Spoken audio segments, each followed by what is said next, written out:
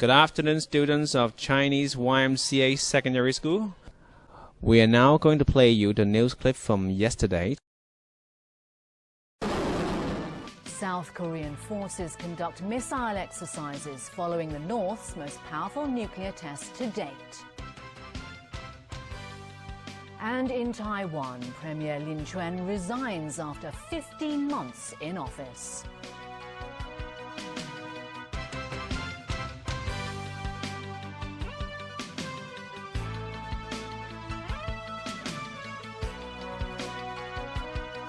Good evening, welcome. Students planning to attend schools in Britain lined up outside the UK Visa Application Centre today. They have yet to receive their visas because of an unexpected delay. Caleb Bloom has more. It's September, the beginning of the school year for many students. However, hundreds of students in Hong Kong have yet to receive their British student visas. At least 680 of them have sought help from education sector lawmaker Ip Kin Yoon over their visa delays. This morning, a long line of students waited outside the UK Visa Application Centre in Causeway Bay. They were there to apply for a visa or to check on the progress of their application submitted earlier. The student says it's been a month since she has applied for a visa, but she still hasn't received it. Last year, the application process took only about 5 days. The visa center declined to talk to Tvnews and only gave us an official statement on the matter. The statement says the center is only responsible for accepting visa applications. It has no role in the decision of visa applications. The statement refers queries regarding visa decisions to the offices of the UK Visas and Immigration. Meanwhile, an Overseas Studies Service Center says in the past, all visa application documents were directly sent to a visa office in Manila for processing. However, the agency says the documents will now first be scanned in Hong Kong, then sent to the UK to be uploaded to a computer system. The office in Manila will then process these applications. The service center speculated that the new extra steps may have caused the delays. The center also noted that students who skip classes because they cannot get into the country in time may risk having their visas revoked due to their low attendance rates. Caleb Loong, TVB News. Banners and posters touting Hong Kong independence were unfurled at the Chinese University of Hong Kong, but so far no one has admitted to putting them up. The university's vice-chancellor made it clear that its students enjoyed freedom of speech, but they should express their opinions in a peaceful and lawful manner. The first day of term at the Chinese University of Hong Kong got off to a somewhat controversial start. Littered around different areas of its campus in Sha Tin were banners, posters and graffiti calling for Hong Kong to break away from the mainland. They popped up just as a new batch of undergraduates was attending their inauguration ceremony today. Vice-Chancellor Joseph Sung said after the ceremony that the university is a place where the students enjoy freedom of speech, but he hopes they will use rational and peaceful ways to express their opinions and not break the law. He added that the university will not be taking action as long as the acts are not illegal or disruptive to the other students. He stopped short of saying whether the banner stunt was considered illegal. He only urged students to take a keen interest in what's happening in Hong Kong society.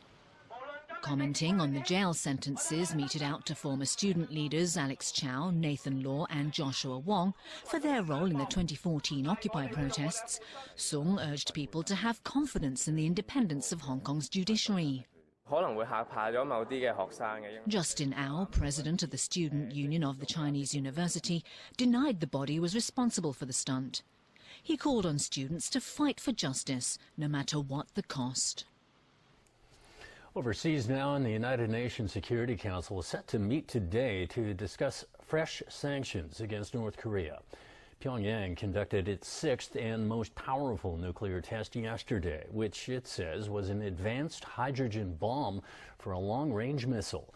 And there are more signs that North Korea could be planning even more provocations.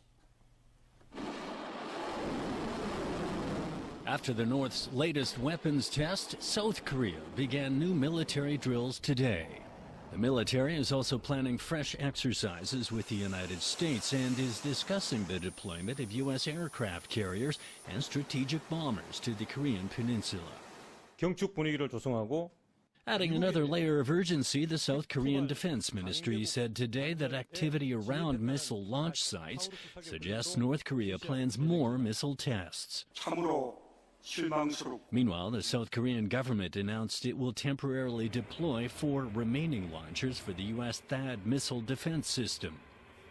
The rollout of the system, which China strongly objects to, had been delayed since June. In Beijing, the foreign ministry said it had lodged solemn representations with Pyongyang over the nuclear test and repeated that it favors talks to resolve the Korean peninsula issue. During a summit in Fujian province yesterday, President Xi Jinping and Russian President Vladimir Putin agreed to appropriately deal with the North's latest nuclear test. In Washington, U.S. President Donald Trump held a meeting with the Defense Secretary, who said a response includes many military options. Any threat to the United States or its territories, including Guam, or our allies, will be met with a massive military response, a response both effective and overwhelming. Trump's Treasury Secretary said he is putting together new sanctions aimed at making it clear that if countries want to do business with the U.S., they will have to cut off North Korea economically. The UN Security Council could now consider banning North Korea's textile exports and the national airline. It could also curb supplies of oil, prevent North Koreans from working abroad, and add top officials to a blacklist that subjects them to an asset freeze and travel ban. 5 major emerging economies have agreed to oppose protectionism and called for comprehensive reform of the United Nations. At the BRICS summit in Xiamen, they adopted a declaration that strongly condemned North Korea's nuclear tests. As Jeff Tang reports, host China also called on member nations to play a bigger role in world governance and inject new energy into tackling the global rich-poor divide. As President Xi Jinping welcomed his fellow heads of state from the BRICS group of emerging economies in Xiamen, particular attention was placed on this handshake with Indian Prime Minister Narendra Modi. That's because the pair are scheduled to hold bilateral talks tomorrow, barely a week after China and India agreed to disengage the military personnel in the disputed Doklam region in the Himalayas. Brazilian President Michel Temer, Russian leader Vladimir Putin, and South Africa's Jacob Zuma also took part in the summit. In his opening address, Xi told his counterparts that they must make the international order more just and equitable. Our ever closer ties with the rest of the world require that our 5 countries play a more active role in world governance. Without us, many challenges cannot be effectively resolved, he said.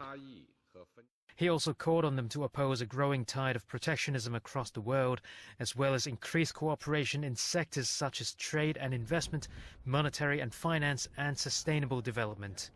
Among the highlights of the summit was Beijing's 500 million yuan pledge for a BRICS economic and technology cooperation plan, and another 26 million yuan for projects at the BRICS countries' new development bank. However, the funding plan pales in comparison with Beijing's $124 billion pledge in May in a push for Xi's own Belt and Road initiative, raising questions over the relevance of BRICS and China's commitment to its new development bank. BRICS was formed as an association of fast-growing large economies about a decade ago to advocate for better representation for developing countries. The group is also aimed at challenging the Western-dominated world order that has prevailed since the end of World War II. Jeff Tang, TVB News. In Taiwan, Premier Lin Chuan has resigned after 15 months in office. Under Taiwan's system, the Prime Minister is appointed by the President to lead the cabinet, and the island's leaders often name new premiers in response to dips in popularity.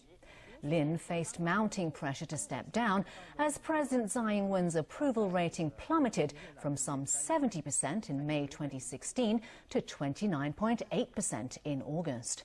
The ruling Democratic Progressive Party says Tsai has accepted Lin's resignation after sincere talks. William Lai, the popular mayor of Tainan and a leading figure of the ruling party, is widely expected to take over. Cambodian authorities have arrested the leader of the main opposition party. Kem Sokha is accused of conspiring with the United States to topple the government. He denies the allegations and says the charges were politically motivated. The government also warned the opposition party it could be dissolved if it defends him. And the arrest appears to be part of a broader push by the government of Prime Minister Hun Sen to eliminate his opponents and silence critics ahead of next year's election. In a statement, the U.S. State Department expressed grave concern over the arrest and said Kem Sokha is internationally recognized for his commitment to human rights and peaceful democracy.